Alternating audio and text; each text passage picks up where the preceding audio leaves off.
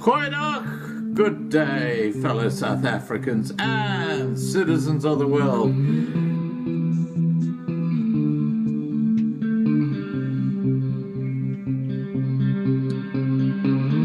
I've been looking around for salvation. I've been looking around for the truth. All around me I see frustration,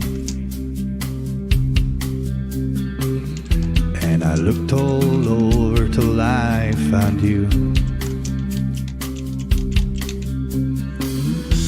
I sit and listen to your stories, and you're telling me, please don't worry. Lot in this world you should know, and love in life is where you should go. If you're looking for somewhere to go, if you're looking for someone to know, if you're looking for someone to guide you, then love in life will guide you.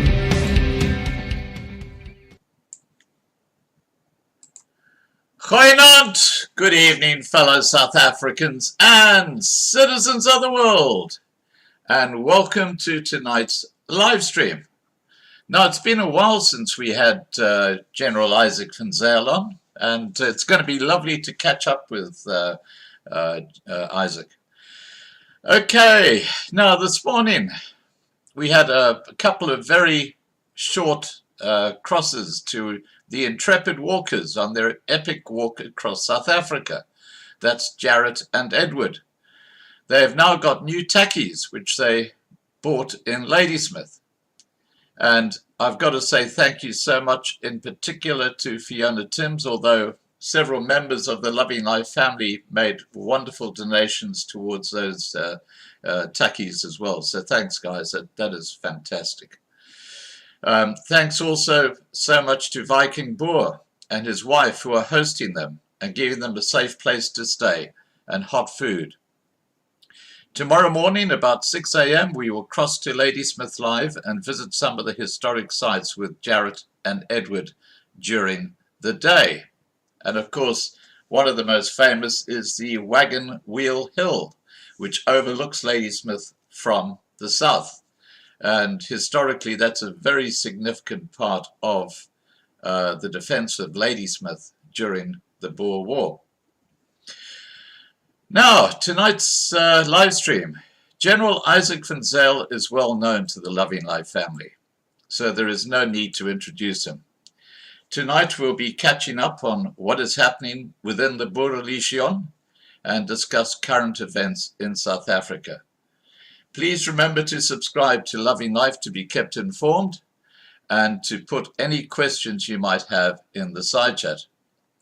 All right, guys, I'm going to get Izak on, and let's get the show on the road.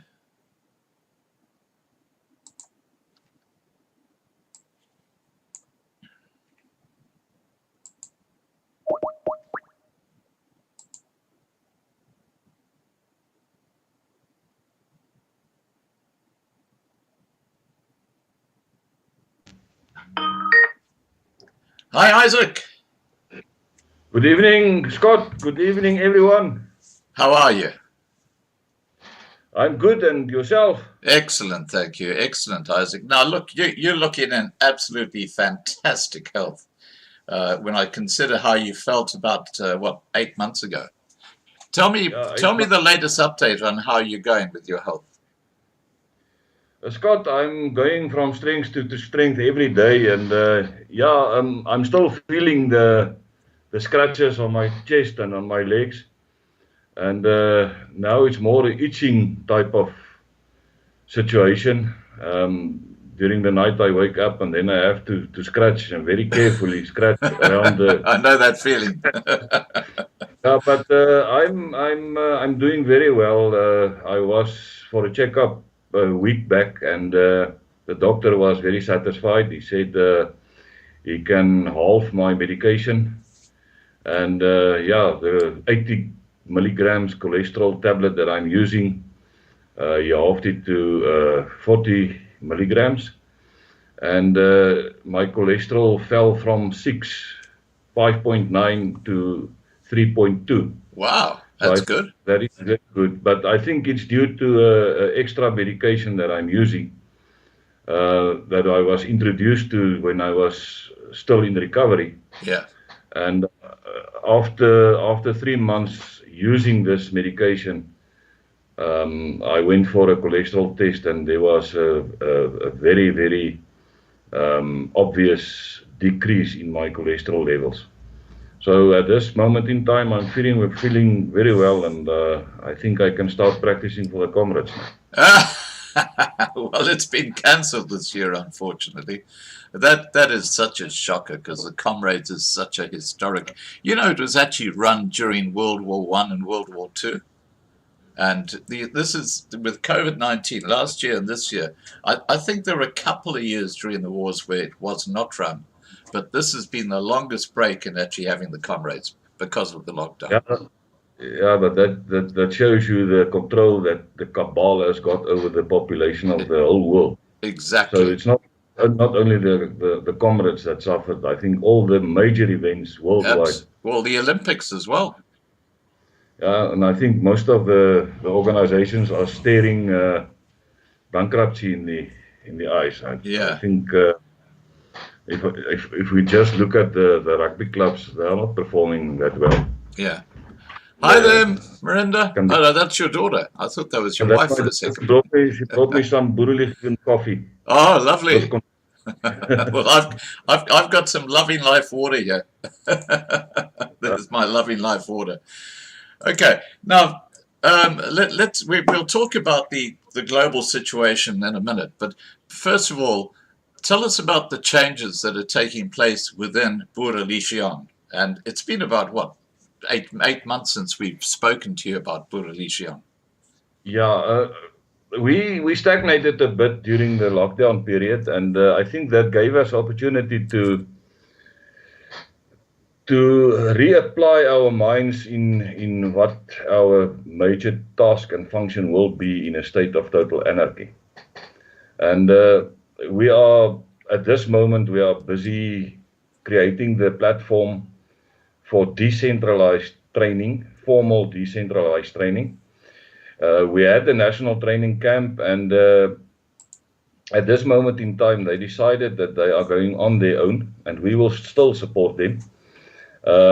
So we are looking at introducing in every region, out of the 34 regions that we are having structures, we want to introduce the Bundu camps that will consist of a very, very intensive program, training program, especially for the you know, in Afrikaans we call it the weerlose burgers, the normal citizens, the people that was never been before introduced to some sort of training, handling of firearms, Right. and handling of self-defense weapons, any kind of self-defense weapons, anti-rape courses that we are introducing them to. And yeah, I'm very hopeful that within the next 2 to 3 months, we will see the whole other picture of the Boerelegioen on ground level.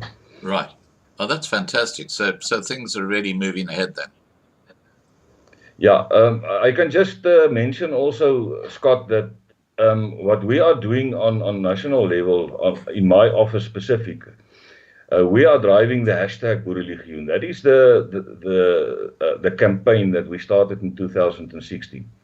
There's lots of mixed emotions about it, because people say that the Boerelegioen as an organization and the Boerelegioen as a movement are one and the same. I just want to make a very, very prominent and clear statement tonight that Right. it is two different entities. The Boerelegioen as an organization existed because of the movement. It flown out of the movement. As the people started to show interest, we started to introduce them to the formal structure, the Volkswehrmacht. And they are merely, and I just want to also mention that we are not chasing numbers and we are not chasing money. Because lots of people are telling us that we are chasing money and that we are earning lots of money in terms of salary and allowances and stuff like that. We only ask a free donation of 50 rands a month. Out of the more or less 12,000 formal members of the Boerelegioen, active members, only about 10% are paying a monthly fee.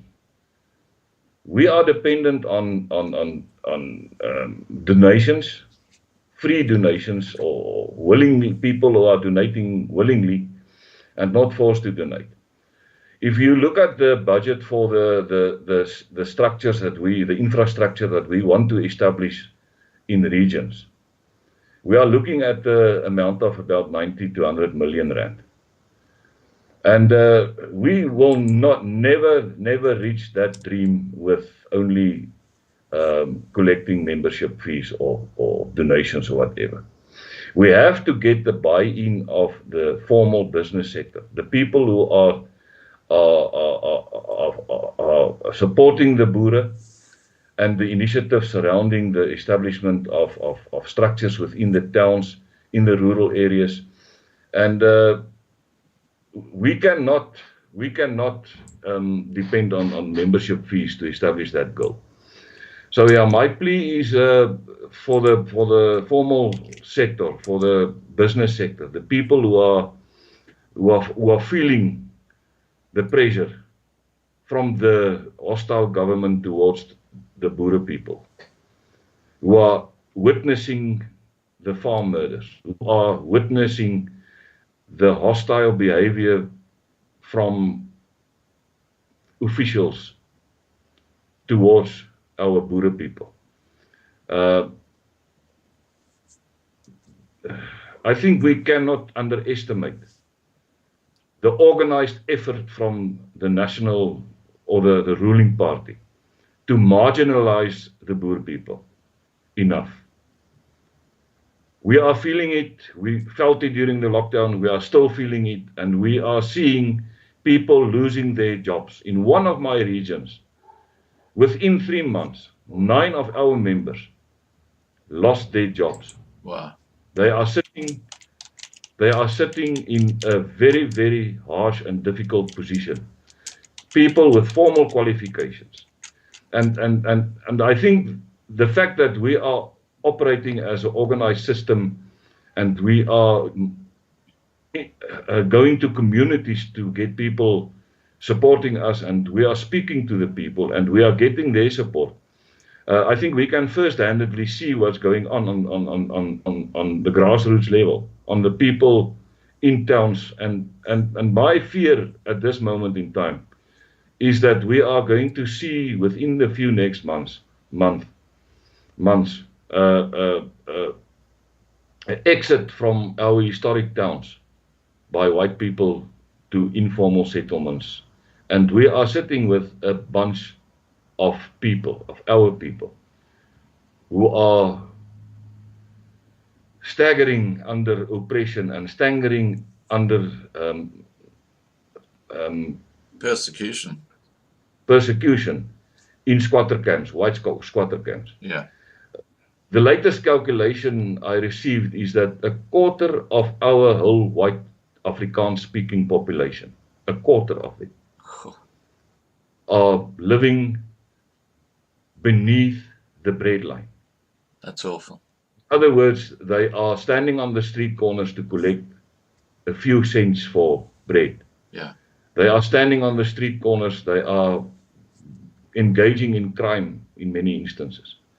They are engaging in prostitution Oh, and the drug trade, and becoming part of the employees and the staff of this cartels that are running the drug industry in South Africa. What is very, very alarming for me is a Sunday Times report, opinion script that I read. I think it's Gumede wrote the article, where he emphasized the fact that South Africa is precisely in the same mode as Mexico. And Mexico, as we all know, is managed and run by cartels, yeah. crime syndicates. And in South Africa, it's nothing different. Within government, we are seeing how they are stealing the money of the people. Millions, and other day I heard a figure of trillions of rand. Yeah. During the state capture that was stolen, not by thieves or criminals or whatever, by government officials who are receiving millions of rands per year in salary. But still, they are stealing the taxpayers' money. How on earth is the economy of South Africa going to survive? How on earth is the normal man on the street, the normal person who are trying his utmost best to earn bread and to earn his pennies to put bread on the table, going to survive in a country like this? Unless we are standing up. And I can mention, Scott, that from the Boerelegioen, the hashtag Boerelegioen side, we are in liaison with very, very active members of other organizations, leaders of other organizations. And I'm seeing how this whole debate about the different organizations and people who are building their own thrones are coming together on a daily basis. I lost count of the number of leader figures I spoke to the past 8 months.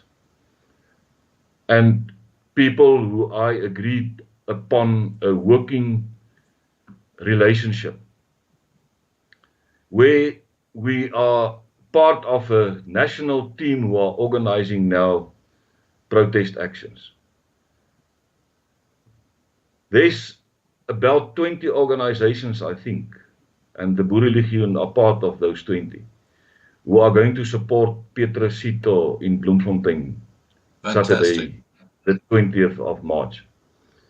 And it makes me very, very positive, and it creates hope within my heart when I listen to the discussions on that forum, that arrangement forum. Yeah, it's a Telegram group. They got all the people there to make the arrangements, and everyone is running around now.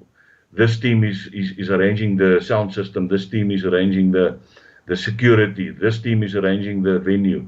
And the feedback is coming in, and everyone is on board. And I think what we are going to see in Bloemfontein on the 20th of March is going to be quite a different story from the other type of protest actions that we saw the past year. Yeah. Fantastic. Now, I just want to address the people watching. Right now, we got about 350 people watching the live stream. Guys, if you got questions you want to put to Isaac, just put them into the side chat. And also, please remember to subscribe to the Loving Life channel. We have live streams most nights at 8 p.m. And if you go and have a look at the homepage of Loving Life and look at the live stream playlist, you'll see some of the amazing live streams that we've had, not just this year, but over the years. Now, Isaac, getting back to you, I just want to make a couple of points regarding what you've just been saying. It gave me an awful lot of satisfaction to see a video of Ramaphosa's motorcade being stoned in Johannesburg yesterday. I don't know if you saw that video. Yeah, I think he got the feel of how it feels to be intimidated and frustrated by this waansinnige hordes who are thinking nothing of destroying property and endangering lives. I think the driver of that vehicle, hy het voet in die hoek gesit, maar dan he got hit. I heard how one of the vehicles got hit by a stone. It did, yeah. So yeah, laat hy vir hom kry. He must feel how it feels to live as a normal citizen in the streets of South Africa and walk the streets of the urban areas in our country. And on a daily basis, when you go to work, there's a barricade of stones and burning tires. When you go from work to home, you will find a barricade of burning stones and tires and hostile people trying to intimidate you and trying to damage your vehicle or damage your property. That is not a normal for our white people in South Africa. That's not a normal. We're not used to it. You know, in the 80s, in the 70s, there was unrest. Daar was onluste. In the middle 80s, we had a state of emergency. But a normal person in the historic towns, in the cities and in die voorstede van die stede never even noticed that there was problems. Because the security forces limited the people to the places where they started the unrest. And now suddenly our doors are open in towns for the people to come and burn and loot and destroy property. That is an abnormal situation, and that needs to be corrected. And that's why I am pleading for the past 4 years that people form part of civilian forces that we are creating. We are not advertising the Boerelegioen as the only organization. There's lots of safety and veiligheidsgroeperingen and self-defense units in towns, and there's the plaaswag and the buurtwag and the GPF. At least join one of those organizations. Yeah. Now, what we are doing in the Boerelegioen is we are engaging in discussions with all the leaders of the security industry. Right. The security firm, the leaders of the buurtwag, the leaders of the CPF, the leaders figures inside the police station, the detectives, the security branch, so that we can establish at some point in time when the threat becomes more worse, and I think the places where the threat is already a red zone, the joint operational centers are already operational. Right. And I received quite a few feedbacks every month from our regional commanders, minutes and plannings and stuff that emanates from those meetings. And I'm quite positive, when you can mobilize the whole town with all its skills and get all those people on board that can help you to protect the innocent citizens in the hospitals, the pupils in the schools, the universities, the clinics, the places which will be vulnerable in such a situation, then I can't foresee that there will be any need for people to flee or to run away. Right. Now, what I do need to get from you is the best way for people. We got about 400 people watching right now.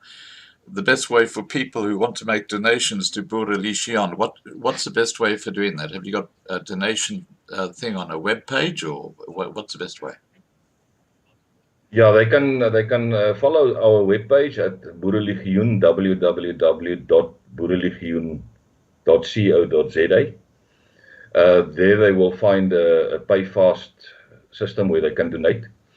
We are busy also installing the same type of system on our Facebook page, where we can allow people to also donate, make once-off donations, or become a member. They can also join by becoming a full-time member or a volunteer member of the structures that we are having already in place in our towns.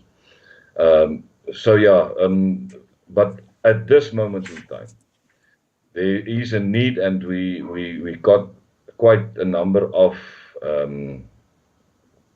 people who are willing to donate, but we need quite a number of people who are willing to donate large numbers of money to establish infrastructures. What we are busy with is creating training bases. Where we are going to engage in a multi-facet working environment, where the main function that will be engaged on that training property will be training of our young people. Where after the training, we will allow them to fulfill the contracts that we are getting with the farmers, the big farmers, industry, and forming reaction forces, which will be in a position in terms of their training skills to support the farmers in terms of investigation, in terms of hakejag operations, in terms of reaction, first responders, and also a forensic team that will be ready for getting additional evidence if needed. So we have to be placing and positioning ourselves in a position where we as civilian forces can do the job that the police are not willing to do. In the meantime, we are pushing the police, and we have the skills on the ground to walk alongside the police officer and see to it that this police officer is doing his job properly. In other words, that the statement is taken in the prescribed manner, that the docket is opened in this prescribed manner, and that the investigation is being done by a detective that can do proper investigations, and then follow-up questions that is asked for the investigation officer. I think that is the only way that we will gain momentum in getting to a position where we will see positive court outcomes in future. Well, I have to tell you, Izak, that I have to tell you that I've been watching the court case with Julius Malema and his sidekick Ndlozi, who are facing charges of assault at that funeral of Winnie Mandela. And I listened to hours and hours of testimony. And what I found quite extraordinary, is that the lead detective, a black guy who was investigating the assault charge, was given a USB stick with a video on it.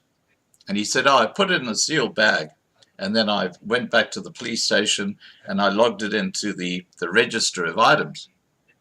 And the guy who's cross-examining him said, what happened then? He said, then I put that item in my locker in my room. So it wasn't put into a central safe place. It was put into his own private locker. And the guy cross-examining him said, is that the same with all the investigators in that police station? And he said, yes. There's no forensic ability anymore in the police. I've read the newspapers the past week. There was 2 months, in the past 2 months, no DNA analysis were done. 173,000 outstanding DNA cases in the rape capital of the world. And DNA is critical in that. We are not used to this type of service, Scott, and we must create the structure. We must create the ability again to reactivate the ability that we had in the 80s up to 94. The people can say that we are a right-wing organization. They can say that we are talking against or we are not politically correct. I don't care. The truth is the truth. and we have a obligation towards our citizens, our Absolutely. people. Absolutely. And I don't care whether the ANC let go of the rest of the country. It's their responsibility. The people in the locations and the people in townships and the people who are not our people are not our responsibility. That is the responsibility of the ANC. Well, I And have to. and the ANC are not looking after our interests. No, So we they're have not. to look after our own interests. Yeah. And once more, I want to emphasize that there's lots of initiatives coming forward to get the Boere people off the grid economically. And I'm going to stand next year, this time, I'm going to stand on the stage and I'm going to laugh to this hostile government, this bunch of terrorists, because they will not get a cent from white South Africa if the plans are going to be joined together. And I speak to a lot of people, and I'm listening to the plans, and I sometimes I'm awed. My asem raak weg as ek net sien wat hierdie ouens mee besig is. Right. They are busy putting plans together that are going to make history in South Africa. Well, I have to tell you that I think the ANC themselves are facilitating those plans, and I'll tell you why. I really believe that the ANC itself is going to break into two different factions. You're going to have the Ramaphosa faction with the Matsepis, and you're going to have the Zuma, Ace Magashula, Julius Malema faction. I think that's what's going to happen. I think the whole party is going to implode, and I think that's the perfect timing to bring in what you're talking about when there's absolute anarchy and chaos in South Africa. That is what's going to happen. We are going to see civil war amongst them. Yeah. And then it's time for us to stand aside and implement our plans. And that is the only way we are going to do it. Take back our towns, our historic towns, our property. It's our property. Well, you know, I'm so pleased you keep talking about our towns, because I think that community, once it's been revitalized, will be able to establish a safe, secure community, put in people who actually know what the hell they're doing when it comes to law enforcement. I don't know if you've heard of Michael Tellinger.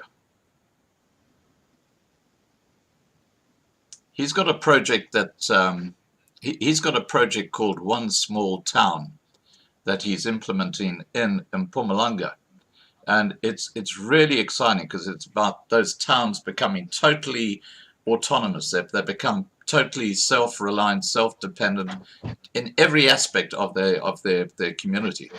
So it's like a little Arania, but you know, bringing that model into towns like Victoria West, for example, Philippolis, you know, the smaller places where they become totally self-sufficient, basically tell the ANC government to get the hell out of there, want nothing to do with them. That there's a very clear move towards that happening right now. Yeah, there's definitely a movement. Jaap Kelder also, he's initiating lots of projects in small places like Koster, Groot Marico, and Delareyville, and those places. And they just withdraw their taxes from the municipality and paying them in a trust, and they are rendering the services themselves. At one point in time, the ANC is not going to be able to pay their own officials, and then they are going to be sitting there doing nothing. And all you have to do then is giving them a notice and tell them to leave the premises because it belongs to the community. So I think lots of this initiatives also gets from the Christian part of the black community also. The civilized part of the black community are also engaging. They are drawing those people also nearer to get their support also, because in most of the historic towns, I'm not speaking about the traditional towns, still the smaller towns, But in a town like Middelburg, we have a huge percentage of black people who are property owners in town, also industry owners and business owners. And those are the people you can approach to get support and also get them on board to get rid of this ANC, man. Because there's no other problem in South Africa than the ANC and the EFF. And when I speak about the ANC, I'm also speaking about the EFF, because they are one party. The EFF is only the military wing of the new modern military wing of the ANC. Well, they're a terrorist organization. What do you think of the Democratic Alliance? Because they have suggested that they will form a coalition with the ANC under Ramaphosa. What are your thoughts about that? You know, on the political side, I don't want to speak myself or to make too much comments about it. I'm not in agreement to form alliances with the ANC. I think it's a big mistake. But the DA is also a mixed party, and they are looking after everyone's interests, and they are not looking after the interests of the interests of the white people. In other words, when you approach them to establish your own schools with Afrikaans medium as language and get away with this parallel medium schools, and they will be opposing you. They will see you as a right-wing extremist, as a white supremacist, and that is not the case. I think we have a fundamental right to allow our children to grow up in a known environment with people which culture and religious beliefs are known to them. It's not necessary for us to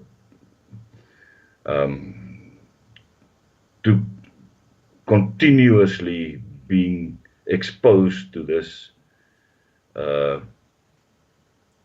environment where we are not happy. Yeah, I think it's also a fundamental right for every person to be happy, and I don't think the majority of our people, the white and English-speaking white people, are happy with the situation where we are exposed to the cultures of other African people, with their beliefs in the forefathers, and they ancestral worship. Some of them are Christians. You get true Christians amongst them. Yeah, we can face that. But even Ramaphosa, who is a confessed Christian, is going to his ancestors and praying to his ancestors and calling up gooi dolos and glo nie tokkelos hier daai goede. No, man, we are not used to that type of culture, and we are not going to allow much longer that their culture are being forced upon us. Well, I really feel a tipping point for me was, and clearly showing that there's a genocide going on against the Afrikaner Boer nation, was that Stellenbosch University, the students there have been told that they will be in trouble if they speak Afrikaans. If they at Stellenbosch University, that they will be in trouble. I'm serious. They say that, you know, if you're actually in your room and you're talking to another fellow Afrikaner and you speak Afrikaans and someone overhears you, you're in trouble. At Stellenbosch University. You know, the white boys must come together and they must go to the people who are speaking those threats. They must isolate those guys and tell him, man, we are not going to allow this, man. Even if he's the rector of the university. Ek weet nie wat van ons boerseuns se durf geword nie. Why do they allow that? Where is that young Kaapse boytjies? Why are they allowing this type of tendencies on the universities? Even in schools. You get, you know, when my boy was in primary school, he was going to the bathroom, and unknowingly he went into the boys' bathroom, and there was a gang of black guys surrounding him and told him, listen, this is the blacks' bathroom, go to your own bathroom.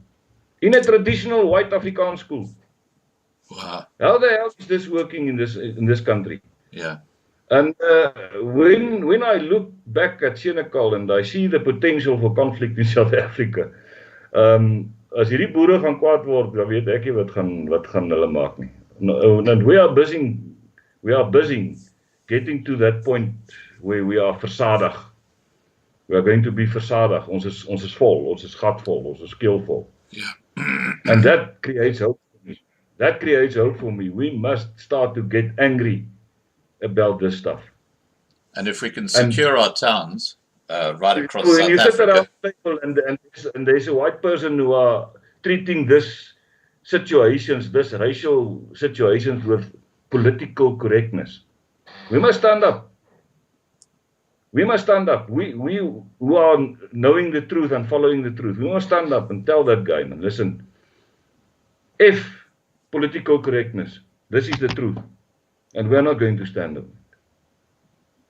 And you know what one of the biggest problems we have in South Africa is that the mainstream media, and I'm talking about the television stations and the News 24 and online papers like that, I see it.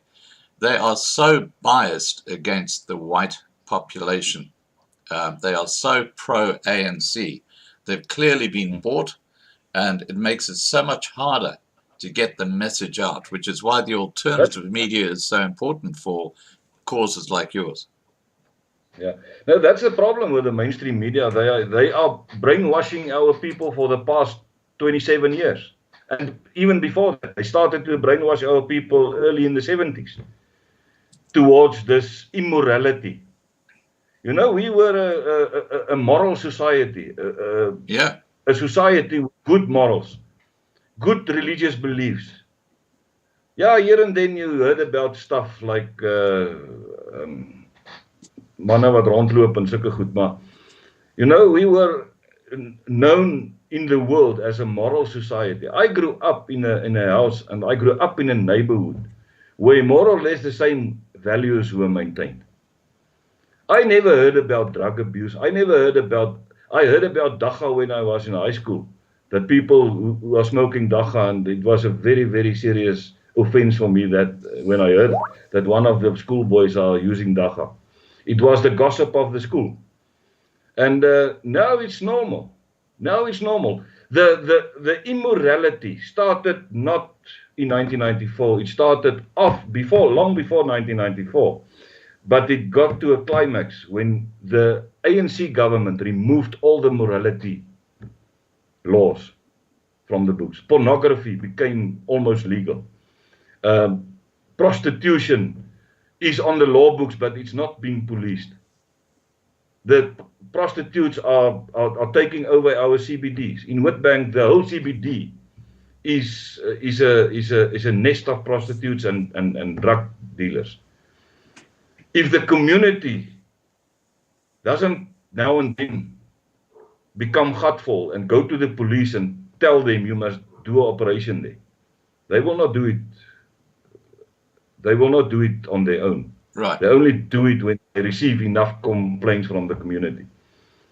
But you see, what happened is that when criminal gangs started to move to our CBD areas, and you can look at Pretoria, that Marabastad and those places, Sunnyside, when the criminal gangs started to take over that regions,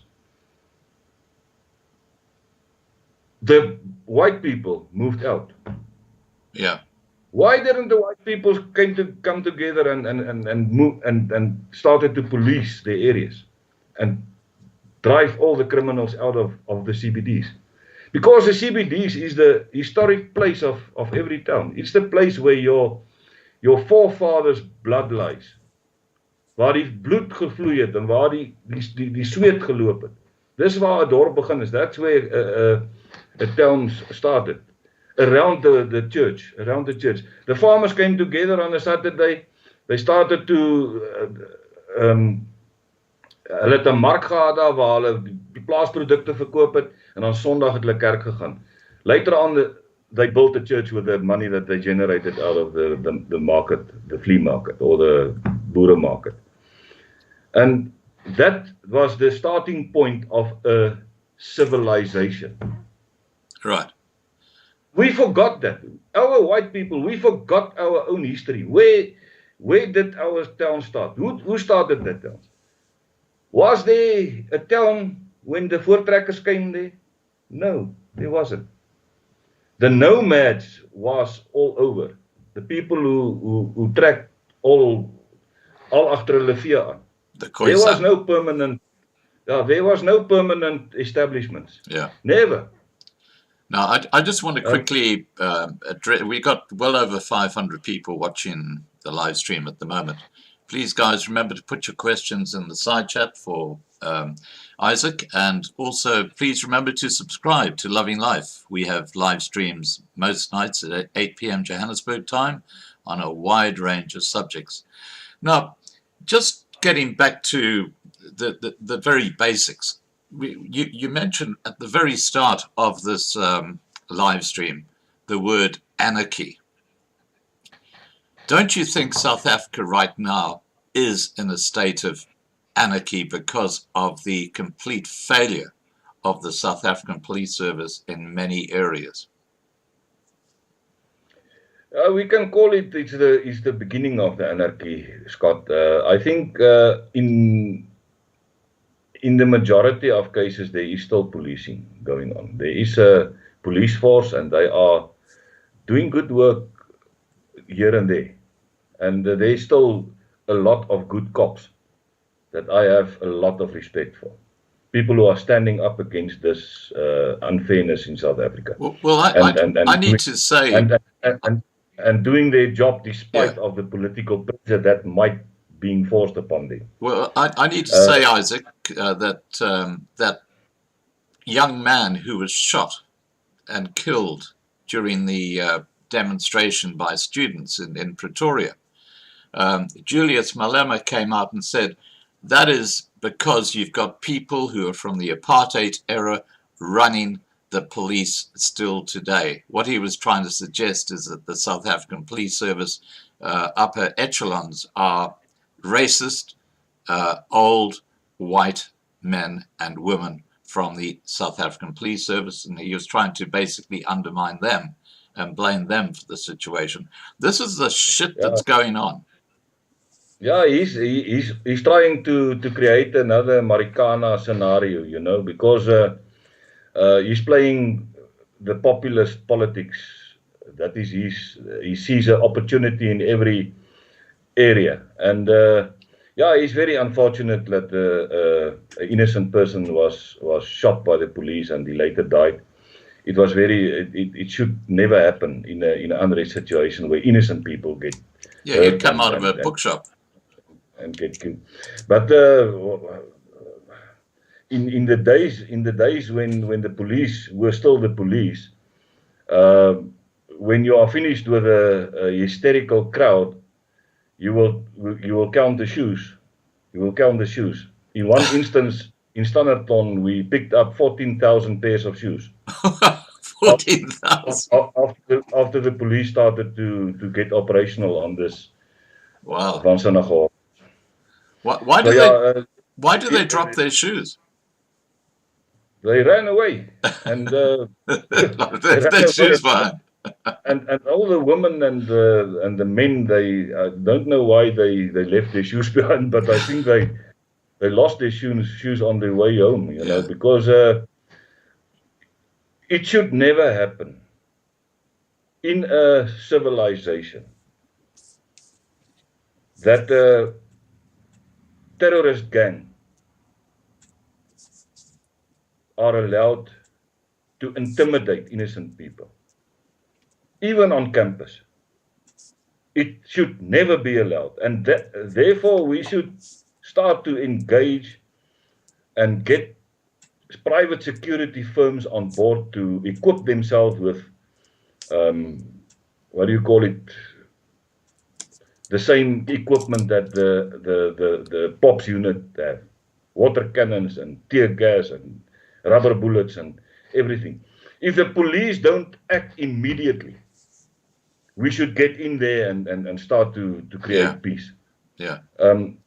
But you follow the law. You follow the laws of minimum violence. You know what I And think, you Isaac? you have to get people there to who knows what they are doing. Yeah, Train people who coming from the old forces and know how the law works, yeah. so that that security company acts on behalf of a client, and that client can be an ethnical group. Yeah, you know, The residents, I'm the residents of the town yeah. You know what can hand the security company to do the job on behalf of the police, I on think behalf of them. I think The you had police don't do. I think you hit the nail on the head there, where you said cross section of the community, because I would suggest that most black Africans in South Africa would embrace law and order being uh, brought back into South Africa. I'm sure that in the townships they're facing absolute chaos and their gangs, and life must be hell for them in the townships. So the idea of bringing law and order back into South Africa, which is what you're talking about, having a proper police force, not this idiot called Bekesele, the Minister of Police, who's I call him the Shladi Motseneng of the South African ANC at the moment. But Yeah, don't you agree with me that the black population would really embrace law and order being brought back into the they country? will.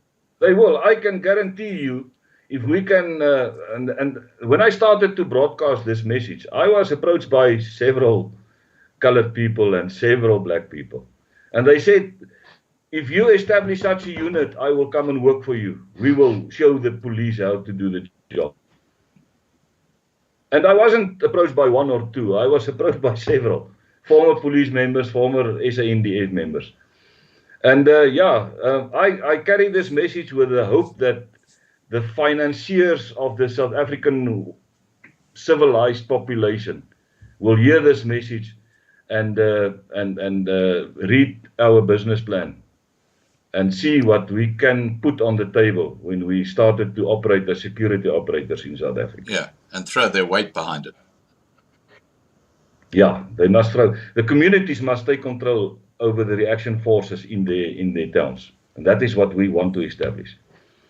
Well, I think the only good thing about the chaos happening in the South African Police Service and the Army is that it means that the ANC are really walking on very, very thin ice anyway, because they've completely destroyed what used to be a really strong army and a strong police force. So they're in chaos. So the opportunity is there when anarchy hits South Africa to just reclaim it.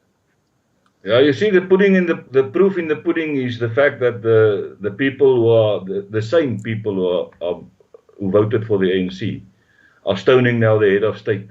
Yeah. And throwing them on stones, and that is for me the indication that is the beginning of the end of the ANC. Well, I'll tell you something else that confirms what you're saying. Winston Coetzee was on a live stream with me just a week ago. We're talking about communism, and he's running for mayor of Margate. And he said, you know what, Scott, he said, the ANC, they can't go into the townships near Margate. They'll be lynched. Members of the ANC, if they're seen in the townships now, they will get lynched.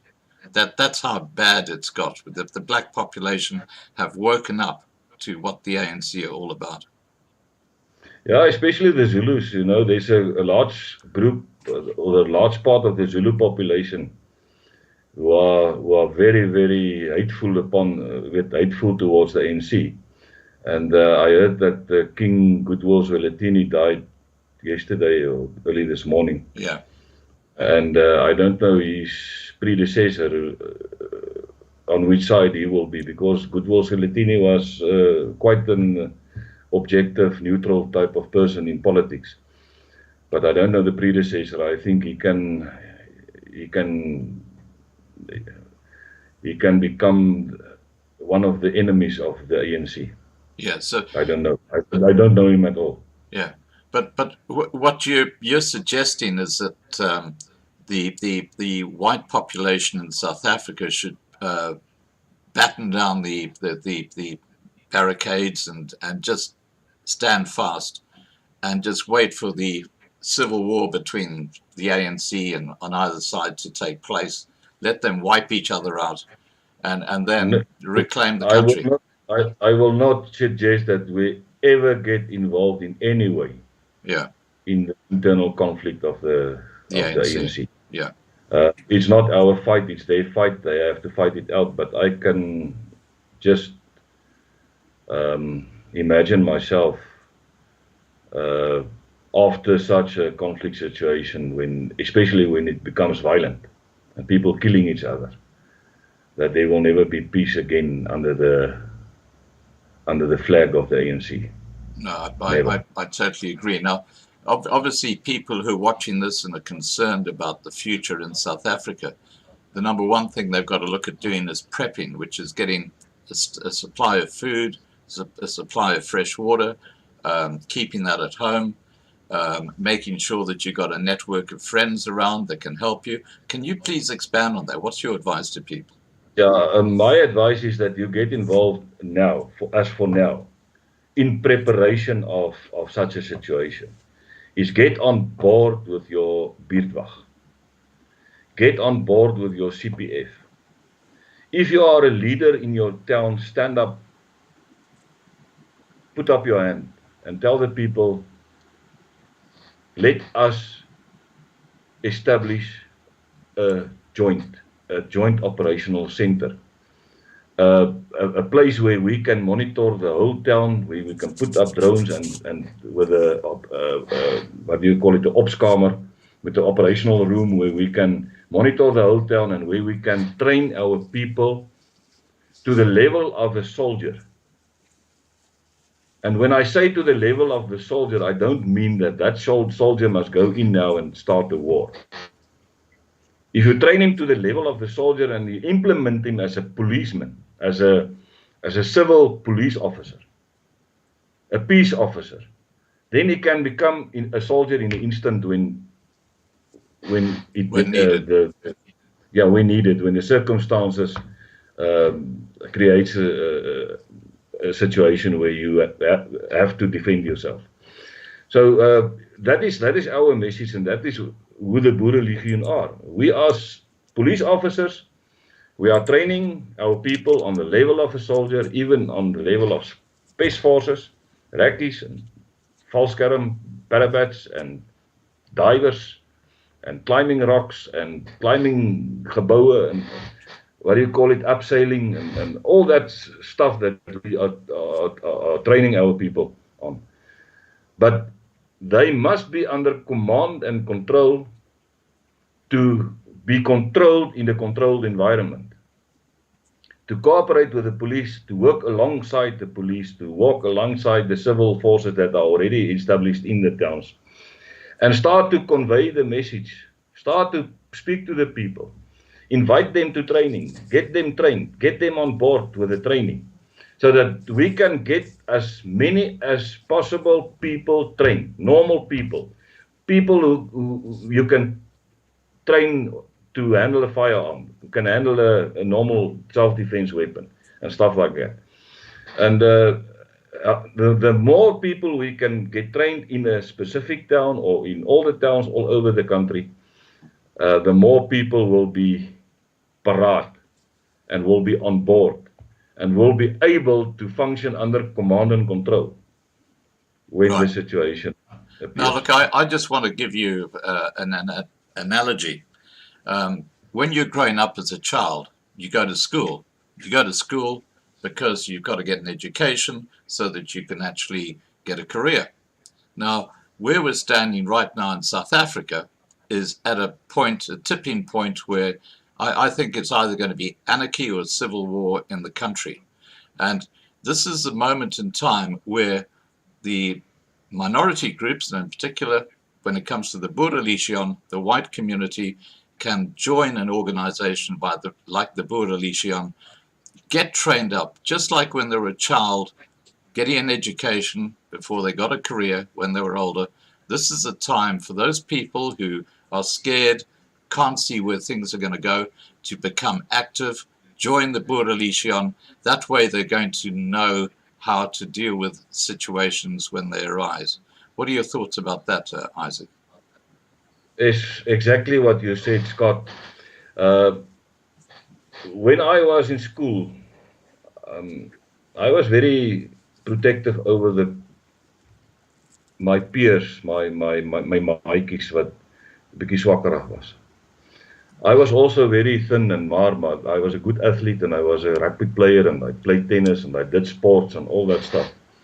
And I got a bit of self-defense training. I was taught boxing since a very young age, so I could defend myself. But the bullies in school, they are not targeting the guy who has black belt in karate. They will never target that guy. And that's the same. The EFF will never target the white people if we are trained and they know we are trained and we are networked and we are forming teams and we are able to function in small groups or larger groups and can contain a situation as a team. That's where teamwork comes in, and that's why we are quite focused on the chain of command and the rank structure and discipline. That's where you create discipline. Other organizations says, no, we can maintain discipline without a rank structure. People knows who are in charge. You don't have to have that many levels of command. I agree.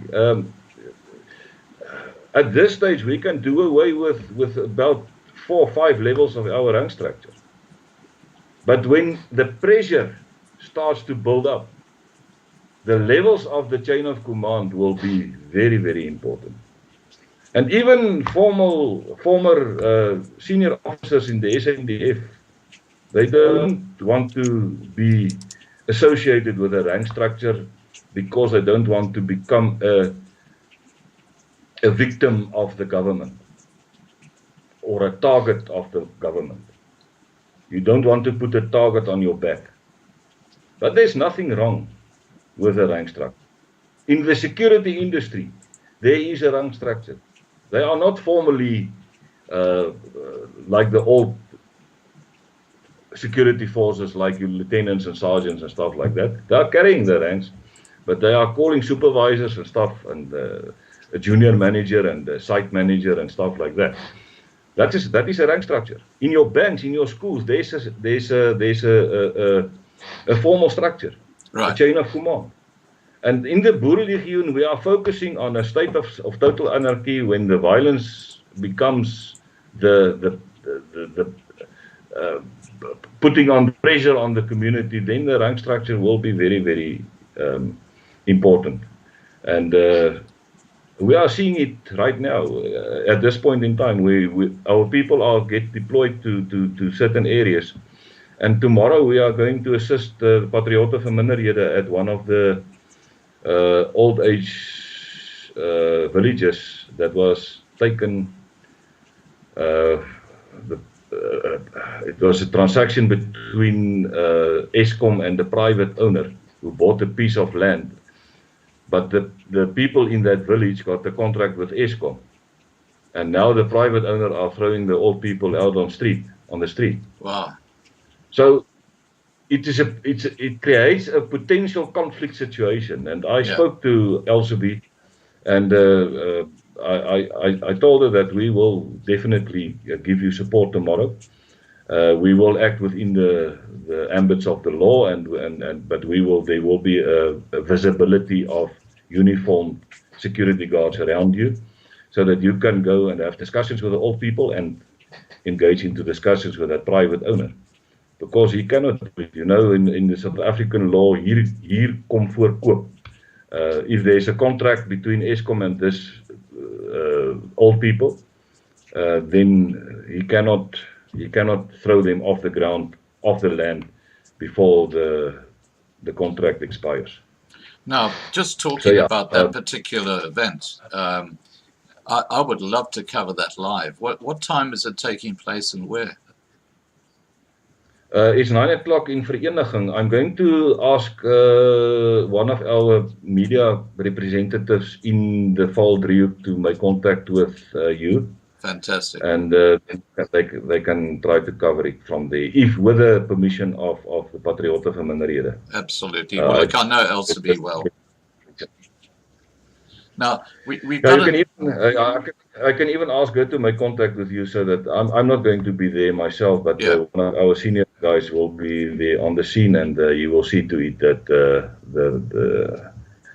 the law and the order will be maintained. Yeah, if you can do that, that'd be fantastic. I just want to quickly address the side chat. Antoinette, congratulations. You've just been added as a moderator, and that is through a number of people who've made that recommendation, so congratulations. Now, I've got a number of questions that have come through, Isaac, and I'll start passing those on to you. John Daniels has asked, what about those old guys? Please ask Isaac, can I train if I'm in my later years, i.e. for those friend, family, 30 to 50 years, get back in shape, join in? How old do you train people? Can they be, for example, in the 60s? Yeah, we have lots of old people in training, and we are training them on the level of their expectancy, of their health situation and what they can do and ability. You can even train a person in a wheelchair to defend himself. So everyone is welcome at our training sessions, and we are not limiting, except when we are going to the more advanced training and the bundu camps. We are only selecting people from our normal training sessions to go to the bundu camps. But the normal self-defense training, and there's lots of training that we are doing, and we are going to even, from middle this year, we are going to start with management courses on the different levels of management, so that we can equip our lieutenants and our captains and our majors to become more professional than they are, more spectacular, and more on the level of the former officers' corps of the former security forces. Right. Now, Lizette Sneyman's got a question. Isaac and Marinda, may we contact you for more info on these training camps? Now, I guess the best way to do that is through your website, isn't it? Yeah, she can make contact with me. She's got my number, Lizette. Me and she did the polygraph course together. Okay. With Nathan Gordon from America in 2008. And I know Lizette very well. She's a Limpopo polygraphist, and I'm one of the Mpumalanga polygraph examiners. And she can make contact with me anytime. There was big scale courses going on in Pietersburg, around Pietersburg at one point in time. I will just check how it's going still, and but we are going to establish a bundu camp there also in the near future. Garnet says, since Zwelithini has died, his untrusted son is now king. What are Isaac's thoughts? Yeah, as I said, I don't know the son at all. I don't know what is his political viewpoints. I don't know what is his way of thinking. I really don't know. I just thought that he might be more hostile towards the ruling party than Zwelithini himself, because Zwelithini was a very soft guy. He was not in conflict with the ANC, except when they started to speak about expropriation of land without compensation. He started to raise his voice and protect his own tribal land. And I don't know what is the stance, the political stance. I think we will hear him in due course when he takes the throne. Yeah. Now, Bruce Bastos has said, Boerelegioen, please train an army, not a police force. No, we are busy training an army, but we are also want to be known at this stage as a trained police, civilian police force, which will be in a position to become infantry or an army when the time arises and when the time arrives. Yeah.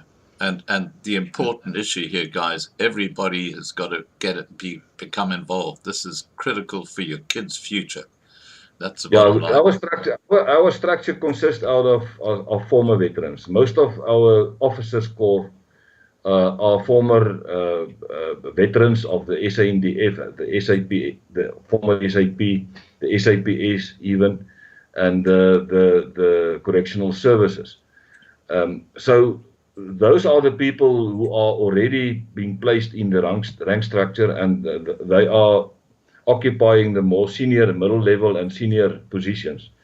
And they are well trained to coordinate training and making use of young instructors to conclude the training at our courses. Right. So those people are in a position to do proper planning of the training, write the training program, implement the training program, and to pass out the parade in the prescribed format and to deliver a very, very well-trained product to become part of the structure of the Boerelegioen.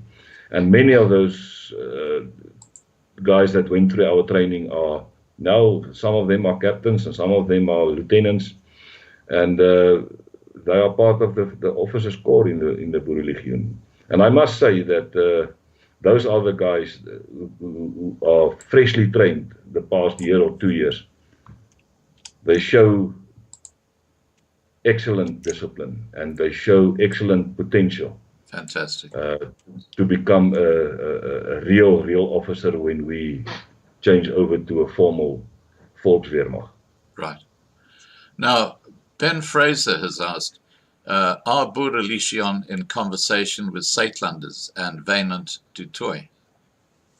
Yeah, we had quite a lot of discussions between our operational head and the Zuidlanders, where they discussed quite a few points of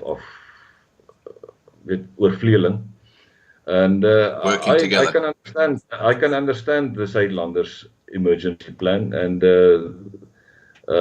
I'm not opposing it, because we might be caught in a situation, we don't know what can happen. We might be caught in a situation where they can come from the Van der Kloofdam and the Kalahari to fight inland, and where they can also defend towards the Cape Province.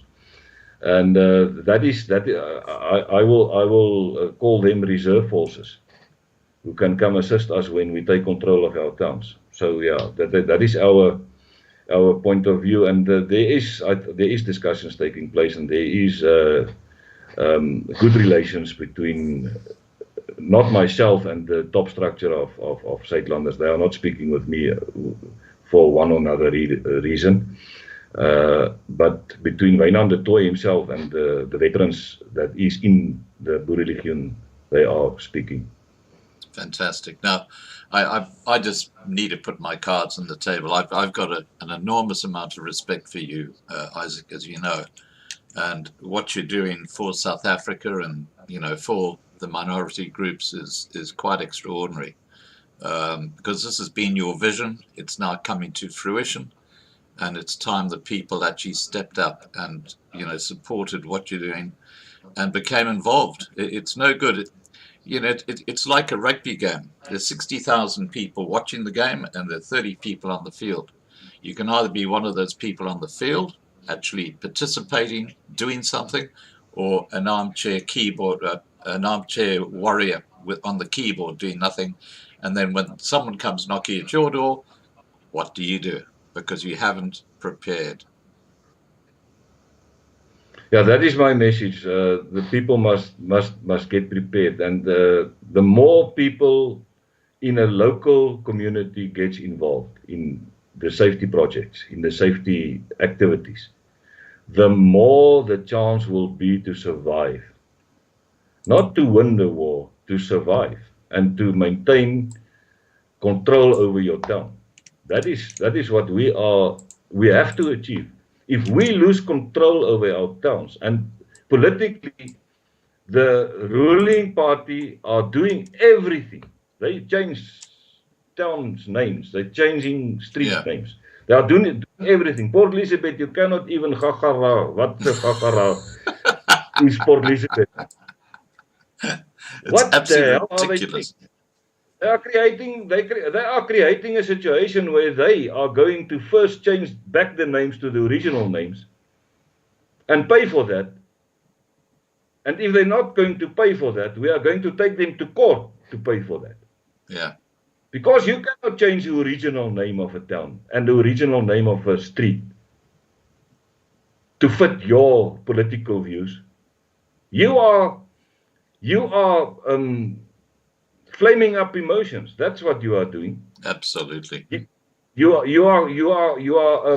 sowing hatred. That's what you are doing. And you are going to see the full force of the Boere, Mr. Ramaphosa. At some time in the near future, you are going to meet the power of the Boere people. And they won't be throwing stones at his motorcade. And if you think Senekal was a bit hostile, you didn't see anything. Yeah. You didn't see anything yet. You didn't see a full clash of the clans in South Africa. And we are not going to be the people lying on the streets, being carried away by the ambulances and the Lakeshuise. Well, I tell you what, Isaac, you guys won't be throwing stones at his motorcade. No. You will see the town from above. Yeah. That's what going to happen.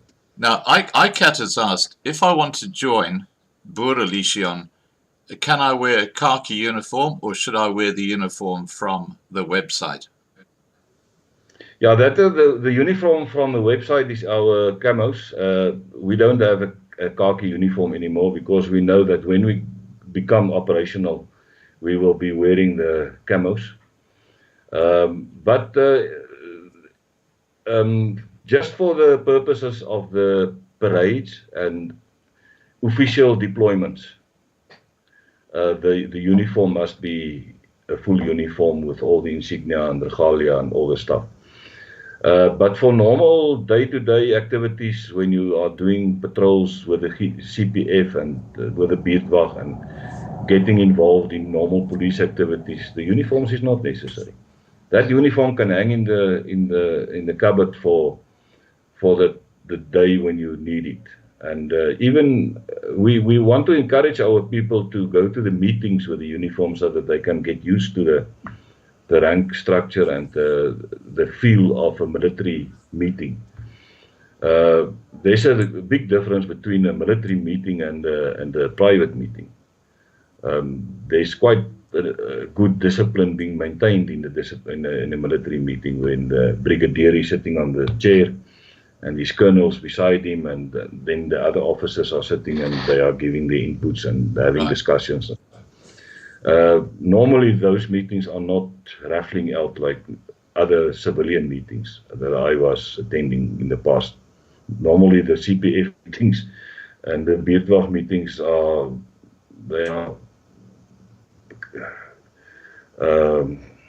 ending up in chaos in some instances because there's no discipline, there's no chain of command, there's no discipline.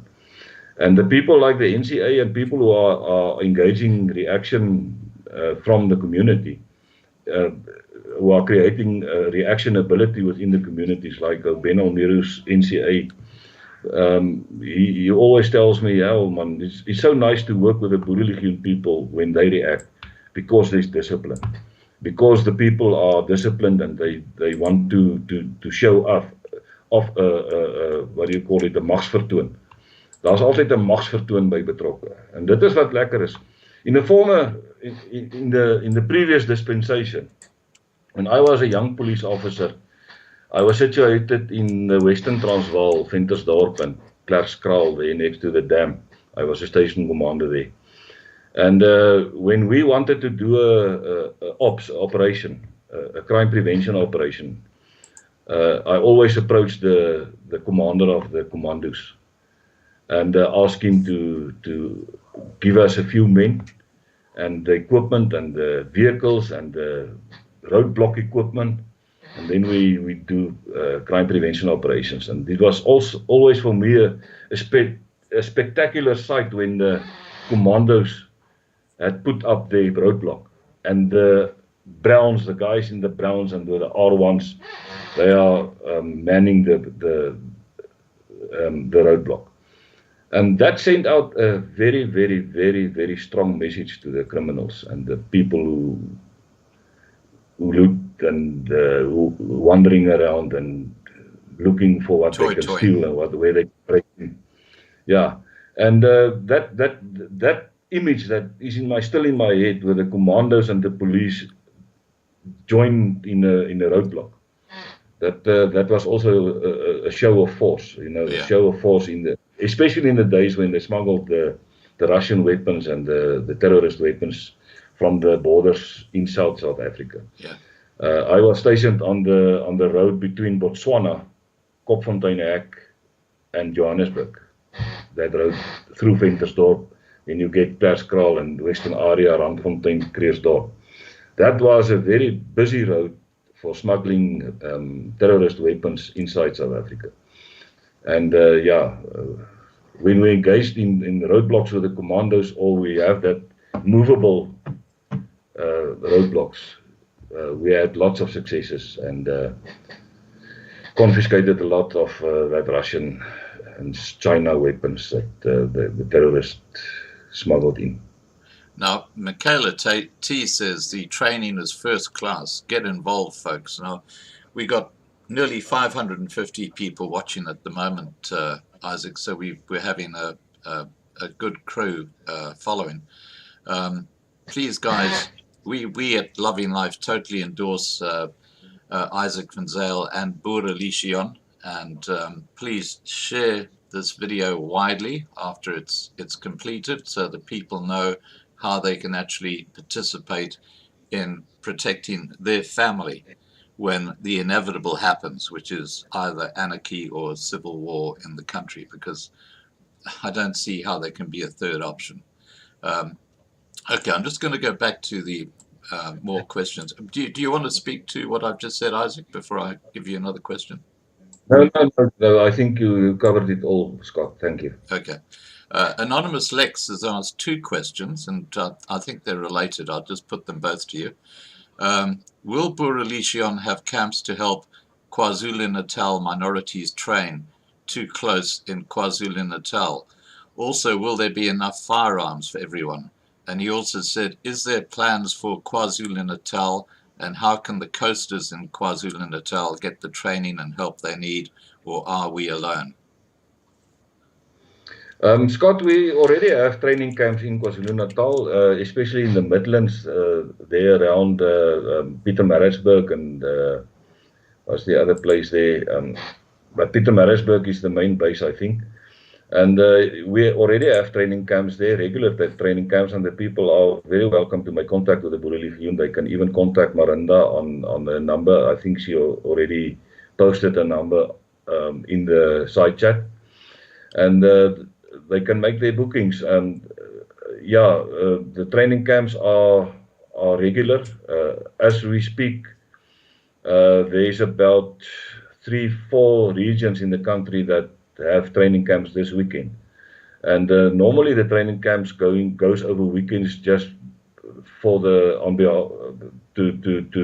allow the people who are working during the week to attend the training camps. And the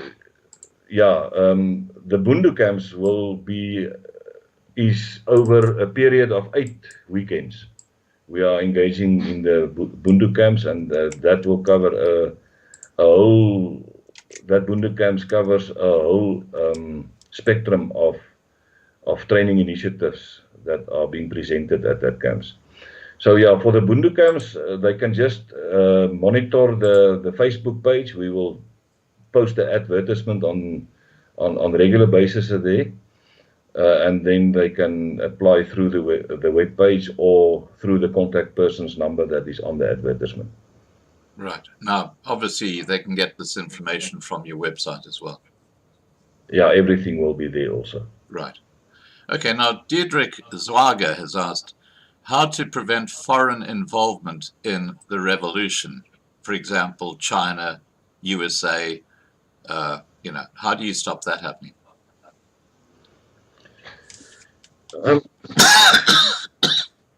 I don't foresee that the foreign countries will sommer they will come and start a civil war in South Africa. I don't think so.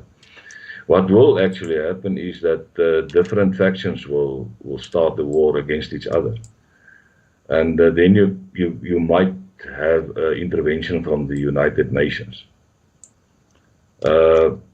China is scared of the USA, and the USA is scared of China.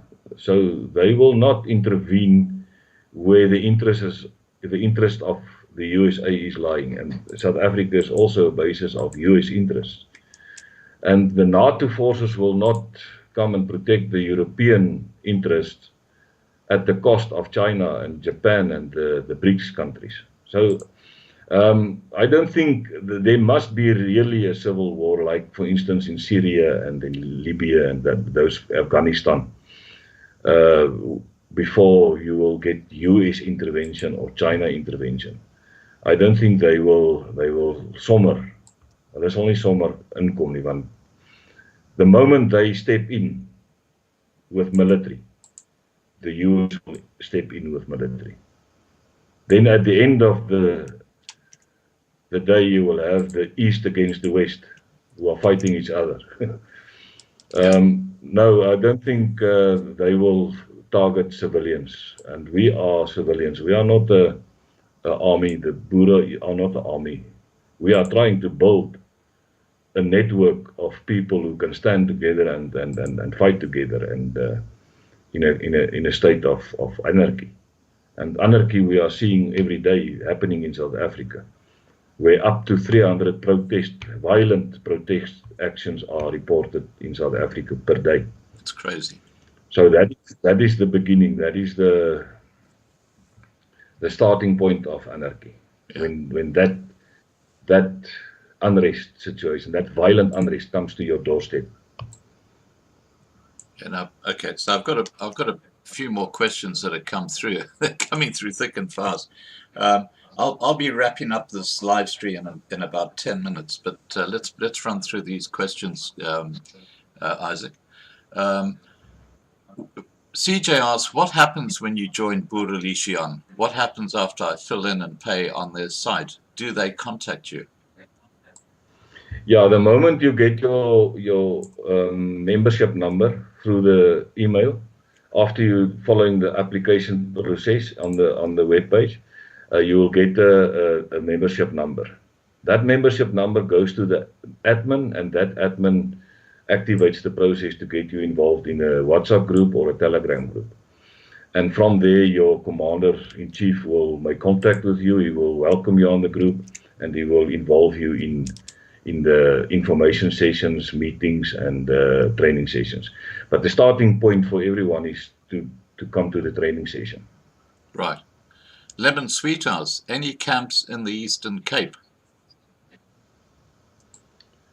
Yeah, we have a training camp in the Eastern Cape. We call it Camp Phoenix. They separated from the Boerelegioen. They are a private company now. And there's quite a number of our young people who are attending the Phoenix camps. It's a 2-3 week camp that are being presented in Lady Grey. It's on the border of the Free State and the Eastern Cape. And we also shared advertisements on our Facebook page and on our website, and the people are welcome to contact those people.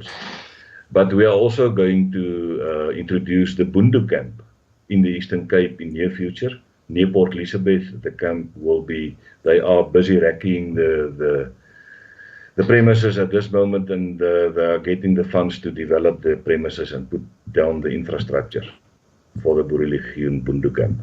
Right. Okay. Now, Leo Factor says, what procedures and with whom can we make contact in Jeffreys Bay and surrounding areas in the Eastern Cape to join Boere groups? We also need protection in our areas. Jeffreys Bay, we have a contingent of people staying there and also actively involved in the Boerelegioen. They can make contact with Marinda at 063-057-0996 and just leave their name and number there so that they can introduce them to the right people there. Right. But I think if they want to join the Boerelegioen, the first process is to go through the web page so that they can get the membership number. You know what? We are not allowing people on our groups without the membership number. So it's very important that they get that membership number. Right. Now, just if Marinda, who I think is listening, if she can just put her cell phone number in the side chat, I think that'd be a good way to go, because a lot of people have missed that number that you gave out. Anonymous Lex says, how many strong is Boerelegioen at the moment? Hopefully more than 10,000. Now, obviously, I'm not going to ask you to answer that question if you don't want to. Yeah, I think we have a passive support of about 68,000 people on our Facebook page. We have an average visit per month of 150,000 people on our web page. Van can correct me if I'm wrong. But yeah, we have a lot of traffic of people watching and supporting us and following us, and I receive calls from abroad on a daily basis from people in Ireland, in Jordania, in Russia. Some guy called me from Russia the other day, who are following the YouTube videos and who are supporting us financially also, making donations, smaller donations, bigger donations. And but the active membership of the Boerelegioen, we can speak of a regiment per region, a regiment consisting out of 1,000 people. So yeah, we are striving to maintain that average of between 500 and 1,000 active members per regiment. And yeah, at this stage we have, out of the 34 regiments, about 20 of them are active regiments. Okay, next question. Diedrich Zwager says, the USA is not our friend. If they come, they will never leave. Now, I don't think the US would get involved in South Africa. I think the US, especially under President Biden, who's a complete loser, wouldn't go near South Africa with a barge pole. What are your thoughts, Isaac? Yeah, America will never come and help the Boere. That I can guarantee you. Not under the kingship of Biden. Perhaps under Trump they would have make a plan. But I know of a permanent base next to Botswana, and they are protecting this side of the equator. They have a camp which are mainly there to protect their own assets. Yeah, the USA assets. And apparently China's got a camp in Namibia. I heard about quite a number of camps, one in Vereeniging and one in the Northern Cape and the Kalahari, and one in, I don't know. I never received the concrete information with a location where we can go and do a recce and see what's going on there. There's lots of stories, but I never received any concrete information. Right. Anonymous Lex has asked, what is Boerelegioen doing at this moment to help prevent farm murders? Well, you're very active in that. You're going to be participating on the 20th of March, but over to you. Yeah, we are engaging in each and every protest action since the commencement of Swart Maandag, the introduction of Swart Maandag in 2017. I can just mention that during that Swart Maandag protest action, we had about 70 towns in South Africa where the Boerelegioen took the lead to lead the protest action. And in Lichtenburg, we had a number of 800 to 1,000 people who marched under the flag of the Boerelegioen. So we are engaging in quite a number of protest action. We are also going to be involved in the national protest action that they are going to do nationally on the 20th of March. We are going to be physically involved with arrangements in Bloemfontein.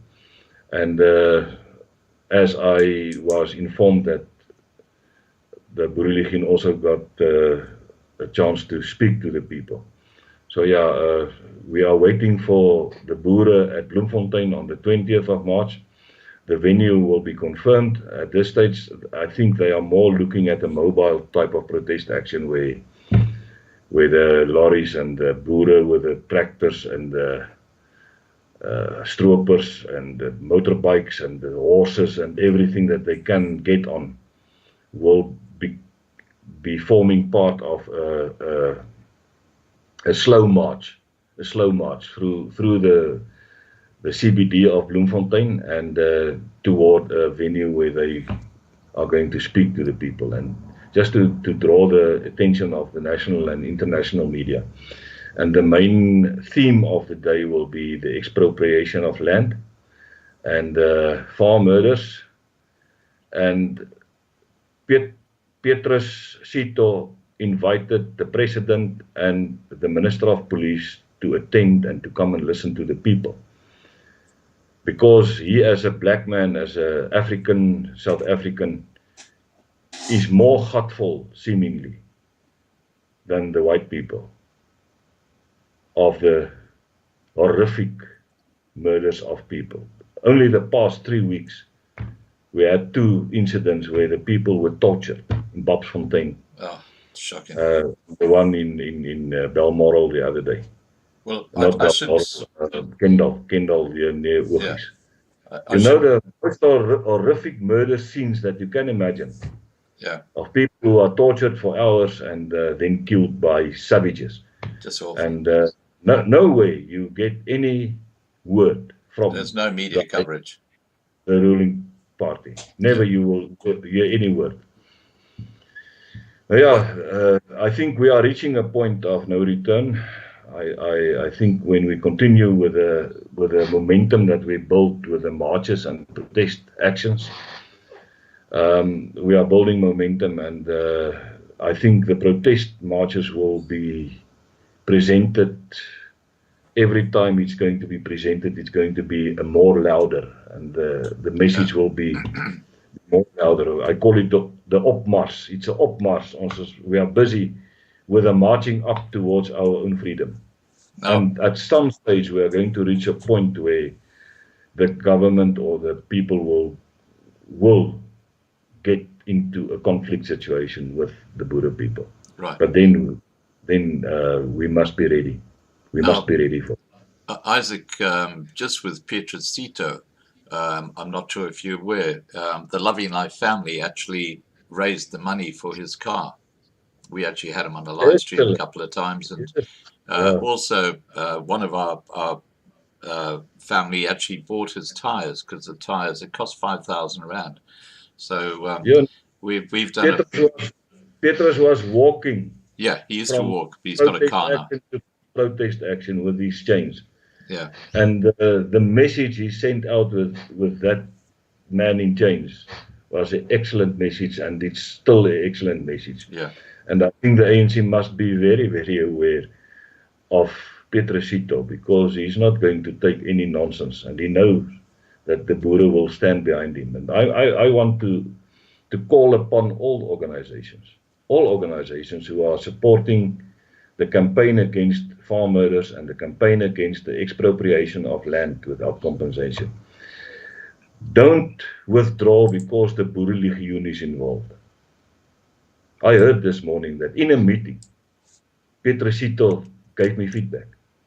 People withdraw their money because the Boerelegioen's commander is in part of this protest action. I'm not going to name that organization. It's an agricultural organization. Oh, okay.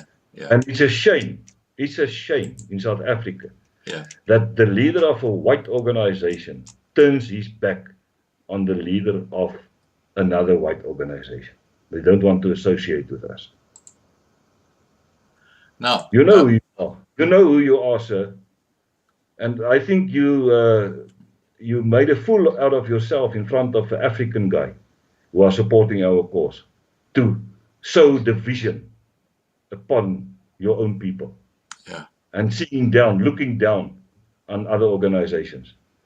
We were never your enemy. And I think if you are referring to Senekal, you missed the point at Senekal. You missed the whole point of our protest in Senegal. We won the war in Senegal, for your information. The EFF backed down first, before the Boere backed down. And the message was very clear, that we want to go to the courtroom. And the police started to shake and started to cry. So yeah, I think the people are missing the point. We are peaceful people, but there's a build-up. It's a psychological thing, and it's a thing of the heart. Yeah. There's a build-up, and a very slow build-up, because we are very patient with the situation in South Africa. Now, because Isaac. Deep in the hearts of the Boer people, we want the ANC to succeed. We want, because we want them to succeed, because we want a country that is prosperous, with a good, healthy economy, with a good human relations system in place. We could have been the country where the Rainbow Nation could live in peace with each other. But it was the ANC that started this racial discrimination exercise of them, the National Democratic Revolution. The rhetoric of Cyril Ramaphosa that cannot move away from the communist rhetoric. Yeah. And start to build a nation. But you see, when he's amongst his own people, he starts to blame the whites. And when he's amongst the whites, he starts to blame his own people. You know, you cannot play that type of game. You are dealing with people. You are dealing with different ethnical groups in South Africa. And you have to maintain good leadership to ensure and even enforce a crime-free society. Because the moment you start to enforce a crime-free society, there will automatically be peace in the different communities. But we are being frustrated by processes and crime. Yeah. And you are doing nothing about it. Now, Isaac, I just want to mention that I've been playing with the idea of actually trying to get people in South Africa to protest on the 18th of April, which is a Sunday. And I'll tell you why. Exactly 500 years ago, on the 18th of April, 1521, Thomas Becket stood up against the Roman Catholic Church and said, nah, you guys are a den of thieves. And that's basically where the Protestant church was born. That's exactly 500 years ago.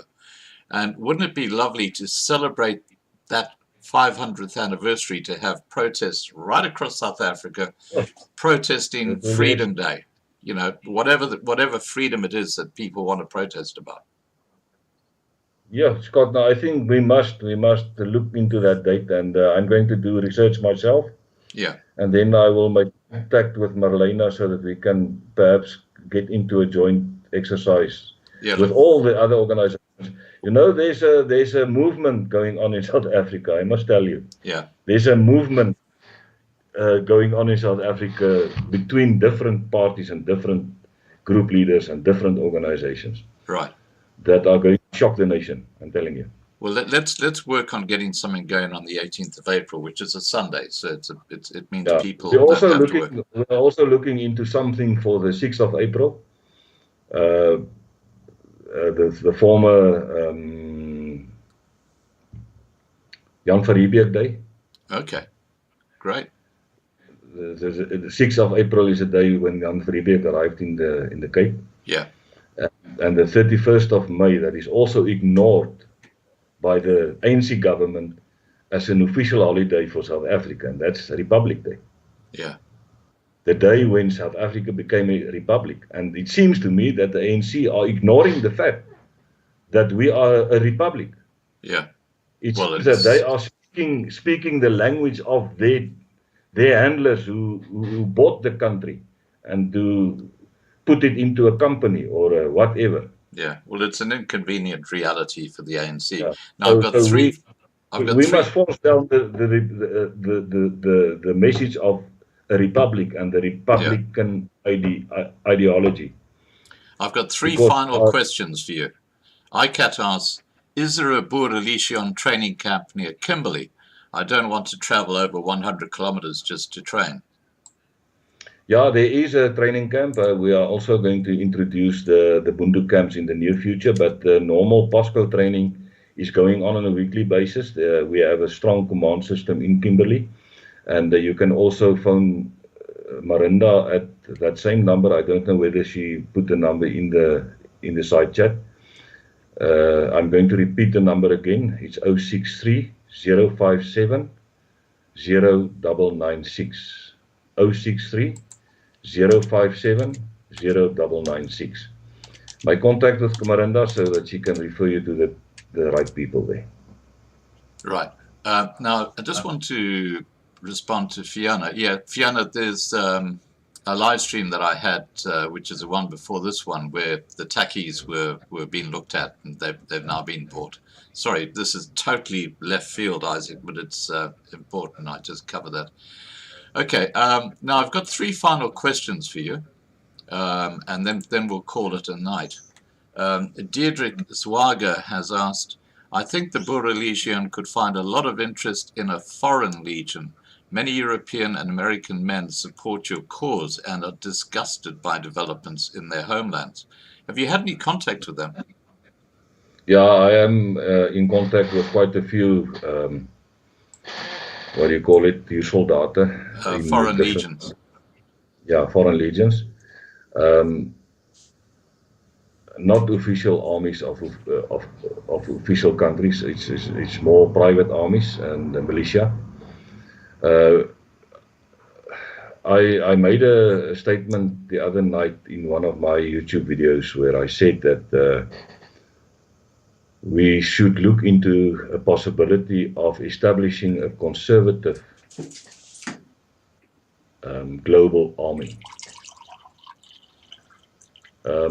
I think that is something that someone grabbed, and I got quite a number of WhatsApp messages after that statement I made. Right. So yeah, I am talking with quite a number of soldiers all around the world, even in Australia and New Zealand, and looking into a possibility of trying to join forces in terms of establishing a command structure in every country. Right. So that when we can chase numbers in terms of such an army, money will also be no problem to equip the army in terms of logistics and everything you need. Right. So yeah, that is a possibility that we discussed, and I think sometimes a thought start to get shape when you start to talk about it, you know. Yeah.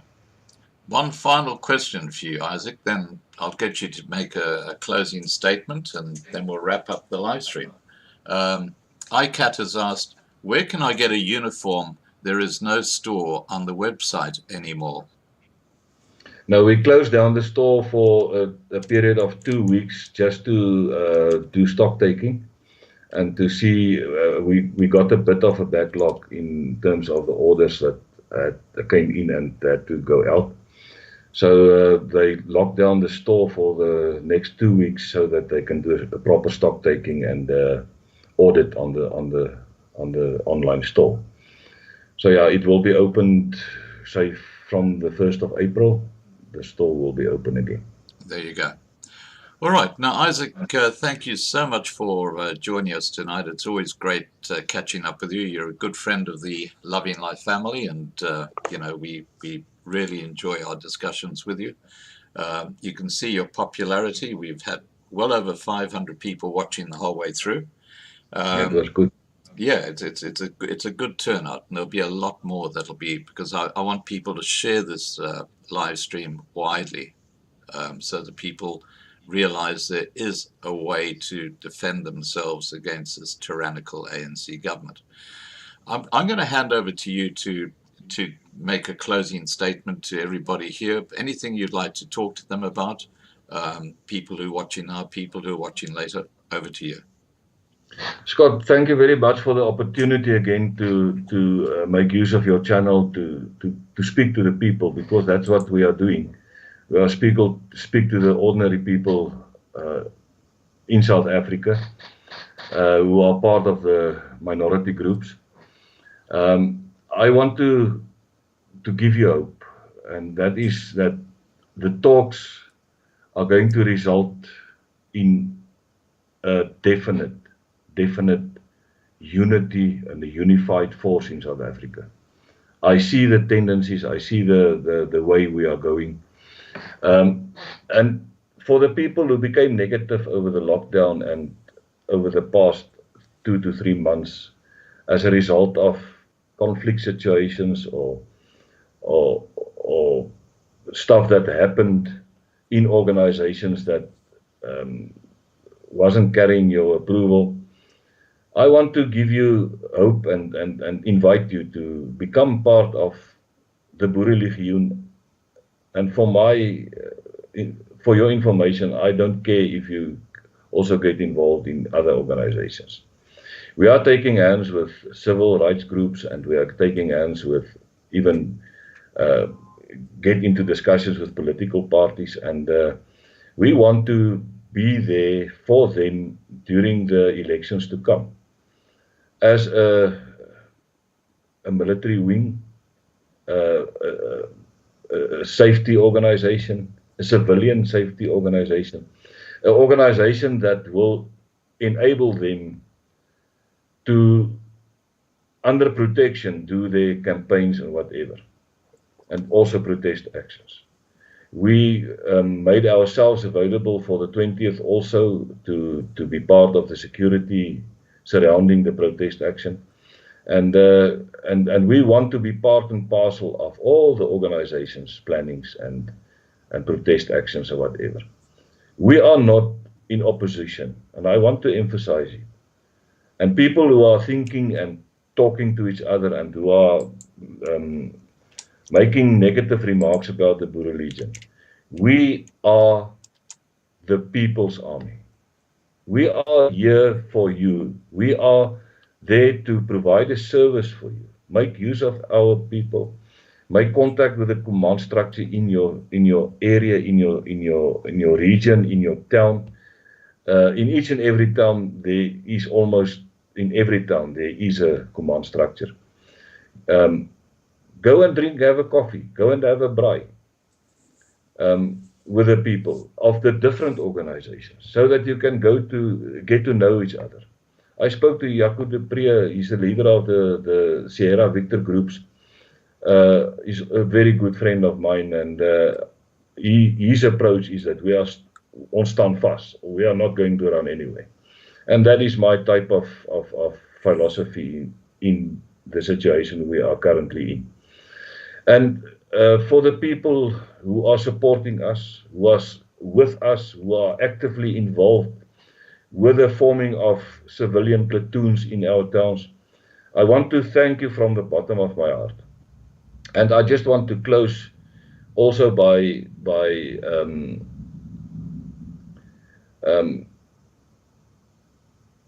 giving my word of gratitude toward General Christy Jonk, who was the operational head of the Boerelegioen, and who decided to join hands with Neil de Beer and the UIM.